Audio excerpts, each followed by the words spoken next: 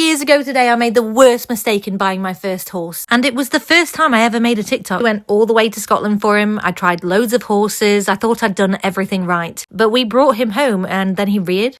And we did not know that about him. His old owners did tell me that he's like buying a Ferrari as your first horse. But I was like, don't worry, I've got professionals with me and everything's going to be okay. I did not think everything was going to be okay at this point when he was just bolting off with me. Because I pressed the go faster button by accident. So I ended up on a lunch line because I was terrified and I did not know what to do. He was so nappy, we couldn't take him anywhere. And when I did pluck up the courage to jump, I was terrible because I hadn't ridden in over 10 years. I'd never owned a horse. I just thought getting something that's been there and done it, you know, maybe we'll try a few local shows. He said, I don't want to do this local show. See you later. And I really did not know what to do. So I documented the whole thing on TikTok instead. And, you know, 4 years on, here we are in an inflatable Santa suit, schooling, jumping, going out in the high peak. But it hasn't always been the case because of someone else's accident that I wasn't even there for. For a long time, I wouldn't even hack. Yet now I hack solo all the time. In our first year, Earl took me hunting. I don't know whose idea this was, but it was a very bad one because I could have died. But Earl said, Mom, just hang on, be brave and drink some port. So I did. He said, listen, Sam, I am the grubbiest grey you've ever met, but when I'm cleaned really well because you're going to become very good at it and become a product reviewer, I look amazing. And he's not wrong.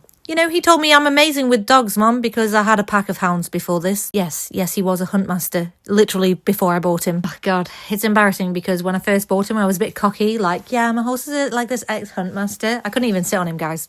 I was terrified of him for a long time. Then we tried a bit of dressage, some jumping, went to this camp, said, maybe I'll try eventing. It says here that I used to do it. So we got sponsored to Event Earl. Turns out he absolutely loves it. And he said, Mom, you're becoming an eventer. But hold on, I'm also claustrophobic on my trailer and you're going to get stranded for 4.5 hours at an arena eventing clinic. But don't worry, you're going to learn how to have patience and we're going to go back to basics, take the partition out, and then I will get in the box. And now you're going to get hooked on eventing just like I am. And now you've actually got to get good at it because I actually like to jump a lot higher than this. And so that's where it all began, me and eventing. And it went from me just owning my first horse to, come on everybody, let's learn to event together. And that's why I'm always saying, you know, I'm learning with you to event Earl, because I don't know what I'm doing, guys. I'm still learning. But the horse that I couldn't take anywhere, now I can take anywhere. The girl who had never evented has now evented. And I've even gone double clear with Earl last year. And now in 2025, we're releasing our own documentary that is released like a series called Is Eventing Only for the Rich?